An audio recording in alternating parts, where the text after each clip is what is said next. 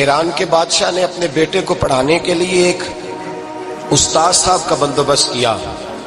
استاد صاحب کو کہا کہ میرے بچے کو دین پڑھائیے، میں چاہتا ہوں کل اس نے عنان حکومت کو سنبھالنا ہے تو یہ دین سے آگاہ ہو جائے، اس کو کچھ سکھائیے، پڑھائیے۔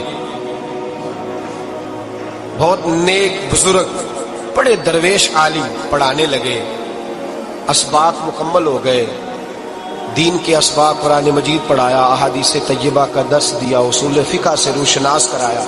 جب بچے نے مکمل تعلیم حاصل کر لی اور آمین ہو گئی، دستار ہو گئی، فارغ ہو گئے، تو پھر ایک دن استاد صاحب نے کہا بیٹے کل تم نے ضرور آنا ہے، کچھ بات کرنی ہے۔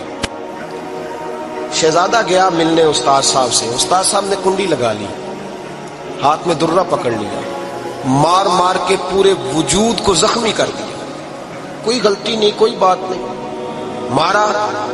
اب بچہ آیا آ کے بادشاہ سلامت سے کہا کہ ابا جی سمجھ نہیں آئی، بڑا مارا ہے استاد۔ تو سیانے تھے نا بادشاہ، یہاں تو قاری صاحب روز کٹہرے میں کھڑے ہوتے ہیں، مولوی صاحب آپ نے میرے بچے کو کیوں مارا ہے؟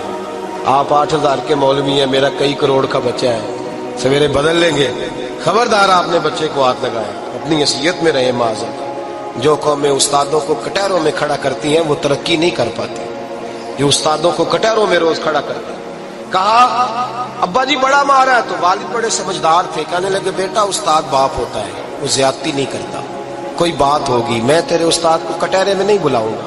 اماں سے بات کی، اماں کہنے لگی بیٹا میں تیرے باپ سے کیسے بات کروں، ڈارا۔ وقت گزر گیا، 22 سال بیت گئے،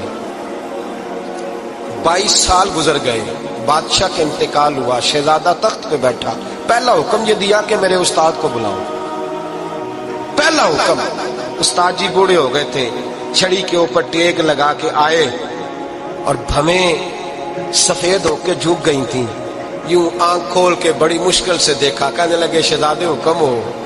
کب میں شہزادہ نہیں، اب میں بادشاہ بن گیا ہوں۔ استاد جی 22 سال بیت گئے، آپ نے مارا تھا، پر وہ درد چونکہ زیادتی کی تھی، میرا قصور کوئی نہیں تھا، تو نہ میری روح سے درد گیا ہے نہ میرے جسم سے گیا ہے، میں بے اختیار تھا، پوچھ نہیں سکتا تھا، آج با اختیار ہوا ہوں۔ سب سے پہلے پہلا حکم آپ کو دیا، بلایا ہے، بتائے کیوں مارا تھا، کیوں مجھے مارا تھا، میری زیادتی بتائے۔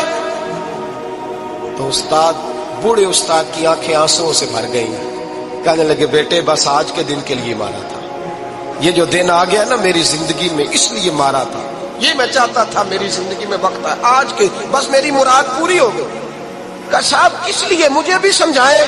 آپ فرمانے لگے کتنی دیر ہو گئی تجھے مار کھائے ہوئے، کتنا زمانہ بیت گیا؟ کہنے لگا 22 سال۔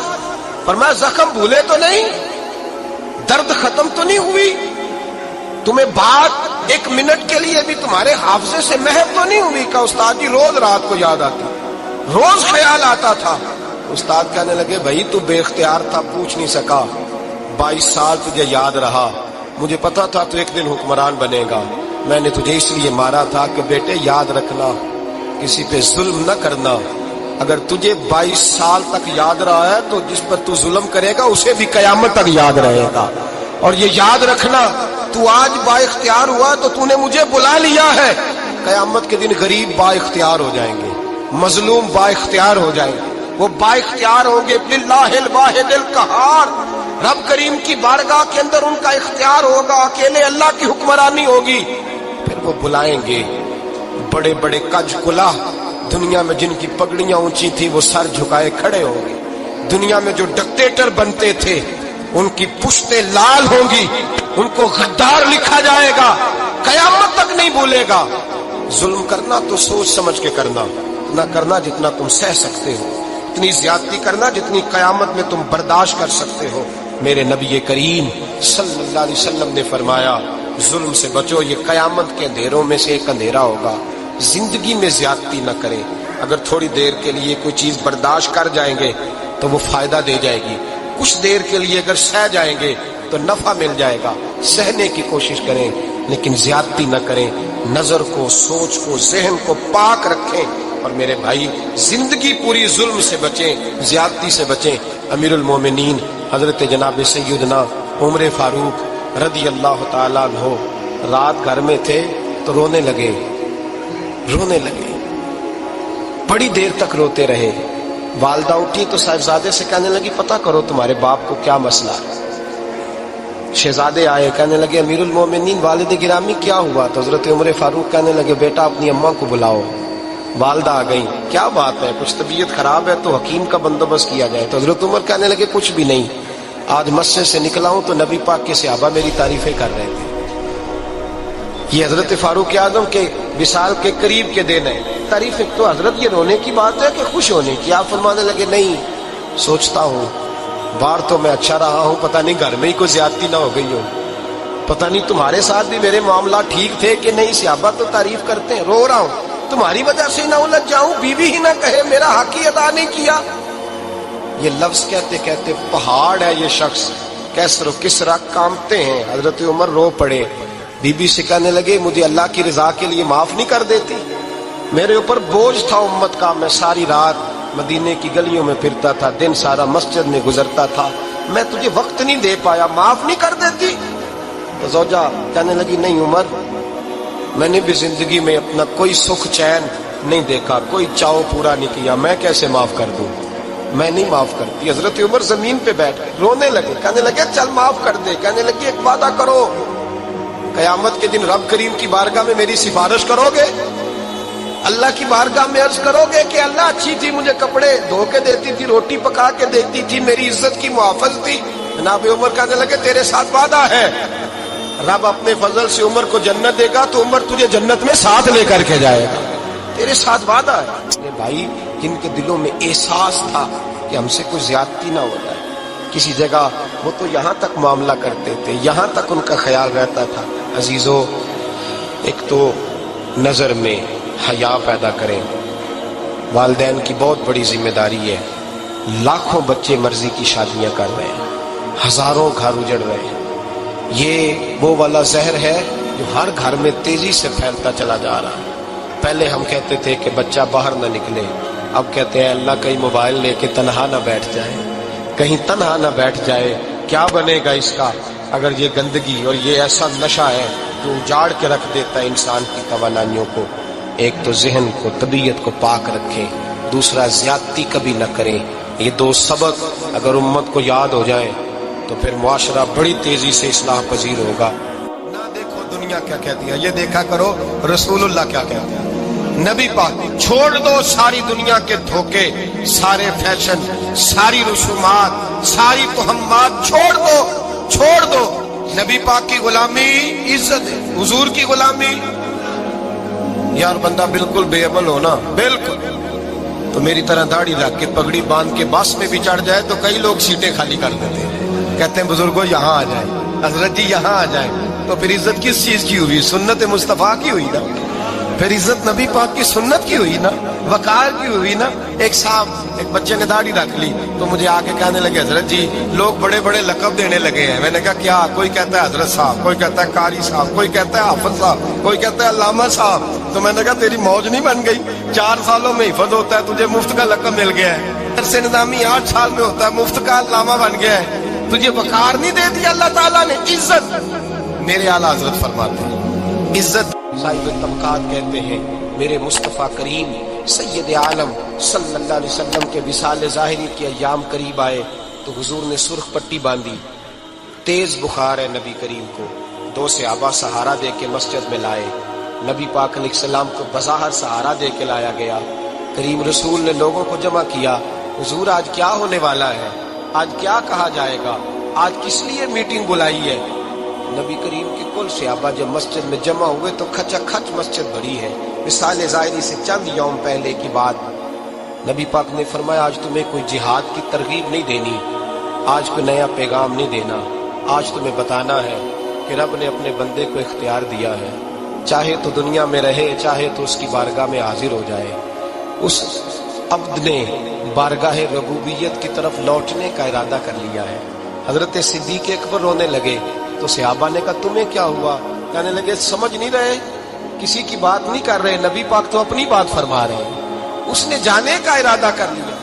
سنیے میرے بھائی، محبوب پاک نے فرمایا بھائی کسی شخص کو میری طرف سے کوئی تکلیف پہنچی ہو تو بدلہ لے سکتا ہے، بدلہ لے سکتا ہے، کسی کو تکلیف پہنچی۔ صحابہ پھوٹ کے رونے لگے، محبوبہ کرم ہی کرم ہوا ہے، रहमत ही रहमत आई। आपके बारे में गुमान करने वाला भी दायरा ईमान से निकल जाए। हुजूर आप क्या फरमा रहे हैं? फरमाया नहीं भाई उठो। पीछे से जनाब अकाशा बिन मौसम उठे, हाथ कांपते हैं, आगे बढ़े, कहने लगे या रसूल अल्लाह, एक जंग के मौके पर आपने दुर्रा मारा था, नंगी पीठ पर सफ़ें सीधी कराते, बात दिल में रह गई है, मैंने बदला लेना है। नबी करीम ने फरमाया बिलाल दौड़ के जाओ, फातिमा के घर दुर्रा पड़ा है, दुर्रा लाओ। सैयदना बिलाल हबशी कहते मैं गया, दस्तक दी, सैयदा तैयबा ताहिरा हजरत फातिमा फरमाने लगी बिलाल कैसे आए हो? अम्मा जी वो दुर्रा चाहिए था। सैयदा को तशवीश हुई, कहने लगे बिलाल ना तो जंग पे जाना है, ना जिहाद है, ना कोई ऐसा मौका है, हुजूर की तो तबीयत मुबारक बज़ाहिर बड़ी अलील है, दुर्रा क्या करेंगे? हजरत बिलाल अर्ज करने लगे अम्मा जी एक सहाबी बदला लेने लगे हैं, साहिब तबकात ने जुमले लिखे हैं, कहते हैं बीबी साहबा ने दुर्रा भी दिया और इमाम हसन हुसैन को भी बाहर निकाला। फरमाने लगी अकाशा से कहना 100 दुर्रे मारे, इन दो शहजादों के जिस्म पर नबी पाक के करीब न जाए, मैंने 2 बच्चे पैदा ही अपने महबूब पर कुर्बान करने के लिए किए, इनको ले जाए। हजरत बिलाल कहते मैं 2 शहजादे लेके आया, और जब दरवाजे में मैं लेके पहुंचा तो नबी पाक ने देखा तो आंखों में आंसू आ गए। फरमाया इनको बिठा दो, मुझे पता है फातिमा ने क्या कह के भेजा है। हजरत सैयदना बिलाल फरमाते दुर्रा मैंने जनाब अकाशा को दिया। हजरत अकाशा दुर्रा लेके आगे जो बढ़े तो हजरत अबू बकर सिद्दीक ने उनके पैरों पे हाथ रखा, फरमाया अकाशा मेरी तरफ आ यार, मुझे मार दुर्रे, नबी पाक के करीब ना जा। मुस्तफा करीम ने फरमाया अबू बकर तू हट जा, इसे आने दे। फरमाते मैं चंद कदम आगे गया तो मौला अली शेर खुदा ने मेरे पैर पे हाथ रखा, कहने लगे अकाशा सोच तो सही तू क्या कर रहा है? हुजूर ने फरमाया अली हट जाओ, मेरा और उनका मामला है। जनाब अकाशा आगे बढ़ रहे, नबी करीम ने फरमाया मैं अपनी उम्मत को दर्श देना चाहता हूँ, खबरदार खबरदार जिंदगी में तुम्हारे हाथ से जुबान से किसी को तकलीफ ना पहुंचने पाए, खबरदार। याद रखना वो माशरे बिगड़ जाते हैं, वो माशरे तबाह कर दिए जाते हैं जहाँ जुल्म होता है, जहाँ ज्यादती होती है, जहाँ लोगों को सताया जाता है। महबूब करीम के करीब आए हजरत अकाशा, हुजूर मेरी पीठ नंगी थी, आप भी जरा कपड़ा हटाइए। नबी करीम ने पीठ से कपड़ा हटाया, जनाब अकाशा ने दुर्रा जो उठाया तो सहाबा की चीखें निकली। हजरत अकाशा ने दुर्रा दूर फेंका, हुजूर के बतने अतहर से लिपट गए, चूमने लगे, कहने लगे हुजूर वो तो सफ़े सीधी कराते लग गया था, आपने कहा मारा था? या रसूल अल्लाह मैं तो बहाना बना रहा था कि जाती दफा मुझे वजूद चूमने का मौका नसीब हो जाए, मुझे ये मौका नसीब हो जाए। मेरे हबीब ने फरमाया जिसने जन्नती देखना हो मेरे अकाशा की जियारत कर ले। हजरत सलमान फारसी गवर्नर थे, खाना खा रहे थे, दस्तरखान बिछा था, रसूल पाक सल्लल्लाहु अलैहि वसल्लम का फरमान है रोटी का लुकमा दस्तरखान पे गिरे उठा के खा लो, अल्लाह तुम्हारी बख्शिश फरमा देगा। दस्तरखान साफ होता है, रोटी, बड़े गवर्नर थे आप, बड़े बड़े सफीर बैठे थे, वजीर बैठे थे, रोटी का लुकमा गिर गया। आज तो लोग फैशन में इज्जत ढूंढते हैं ना, वकार ढूंढते हैं कि मैं जदीद दुनिया के साथ मिल जाऊं, मैं माज अल्लाह लड़की लड़के इकट्ठे बिठा के मंगनी करूं तो मैं मॉडर्न शुमार हो जाऊंगा, मैं बड़े बड़े ढोल बजाऊं तो मॉडर्न बनूंगा, मैं अगर मेहंदी पे सारे तमाशे कर डालूं तो मैं मॉडर्न हूं। देखो इज्जत किस बात में। हजरत सलमान फारसी रोटी खा रहे थे, सफीर वजीर न जाने बड़े बड़े लोग बैठे थे, खाना खाते खाते लुकमा गिरा दस्तरखान पे, हजरत सलमान फारसी ने समेटा, मुंह में रखा, फिर उंगली मार के दस्तरखान साफ किया। एक सहाबी कान में कहने लगे सलमान क्या कर रहे हो, क्या कर, आप गवर्नर है, सोचिए तो सही, ये लोग क्या कहेंगे दुनियादार के मुसलमानों को रोटी नहीं मिलती, उठा उठा के खा रहे। कान में बात की, कान में। हजरत सलमान फारसी कान में जवाब दे सकते थे, कह सकते थे नहीं ऐसे ही करना है, उन्होंने कान में बात की, लेकिन जनाब सलमान फारसी आला ऐलान बोले, कहने लगे इन 4, 5, 6 दुनियादारों के लिए मैं अपने नबी का तरीका छोड़ दूं, अपने रसूल की सुन्नत छोड़ दूं? ये 4, 5 दुनियादार दुनिया की तरफ देख के मैं मुस्तफा से मुंह मोड़ लूं? फिर जोश जज्बात में सर से पगड़ी उतार दी, रोने लगे। अब फरमाने लगे मैं मदीने के बाजारों में खजूरें उतारता था, नौकरियां करता था, ये जो मेरे सर पर इज्जत के बाल है ये मोहम्मद अरबी के उगाए हुए हैं, रसूलुल्लाह के उगाए हुए हैं। और भाइयों हद हो गई। हजरत बिलाल रदी अल्लाह ताला, हजरत बिलाल आए जनाब उमर से मिलने, कैसर व किसरा भी आए तो उमर खातर में न लाए, पर बिलाल हबशी दरवाजे पे दाखिल हुए तो फारूक आजम ने कुर्सी छोड़ दी, हाथ बांध के कोने में खड़े हो गए। काला रंग है, नाम भी लिखना नहीं जानते, जमाने में तारुफ कोई नहीं। हजरत उमर ने हाथ बांधा है। लोग कहने लगे उमर तू कैसे हो, किसरा से नहीं डरता, ये कौन आ रहा है जिसके लिए तेरा इतना इस्तकबाल है। हजरत उमर कहने लगे चुप कर जाओ, इसकी बात न करना, इसे आने दो, इसे आने दो, इसकी बात न छेड़ना। हजरत सैयदना बिलाल आए, कहने लगे अमीरुल मोमिनीन क्या कर रहे हो। फरमाया नहीं चुप कर यार, बाजू पकड़ा, अपनी कुर्सी पे बिठाया। हजरत बिलाल कहने लगे हुजूर मैं गुलाम हूँ, मुझे तो तरीके भी नहीं आते इन कुर्सियों पर बैठने के, मैं तो गरीब माँ का बेटा, गुलाम बाप की औलाद, सलीका, ये आप क्या कर रहे हैं। तो हजरत उमर कहने लगे बिलाल था तो तू गुलाम ही, पर जब से मुस्तफा का गुलाम बना है तू हमारा इमाम बन गया है, अब तू इमाम है रसूलुल्लाह की उम्मत का। फरमाया वो मुझे दिन याद है जब मक्का फतह हुआ था, बुत टूट गए थे, बड़े बड़े सरदार थे, और मेरे नबी ने फरमाया बिलाल से कहो काबे की छत पे चढ़ के अजान दे। तो लोगों ने कहा हुजूर ये सारे जल गए हैं, किसी और की ड्यूटी लगा दे। हुजूर ने फरमाया चुप करो, बदर में मार खा के अजान पड़े तो बिलाल, ओहद में पत्थर बरसे अजान पड़े तो बिलाल, तपते सेराओं में पड़े तो बिलाल, हर जगह मार खाए तो बिलाल। और आज अगर अल्लाह ने इज्जत दी है तो मैं लोगों को देख के बिलाल को इज्जत ना दूं। मैं बताना चाहता हूं कि रसूलुल्लाह की गुलामी में इज्जत है। फरमाया कोई ऊपर नहीं चढ़ेगा, अबू बकर भी नीचे, उमर भी नीचे, उस्मान और अली, तलहा और जुबैर भी नीचे। आज ये हबशी गुलाम काबे की छत पे चढ़ेगा और मैं दुनिया को बताऊंगा कि असल इज्जत उसी के पास होती है जो रसूलुल्लाह का गुलाम हुआ करता है।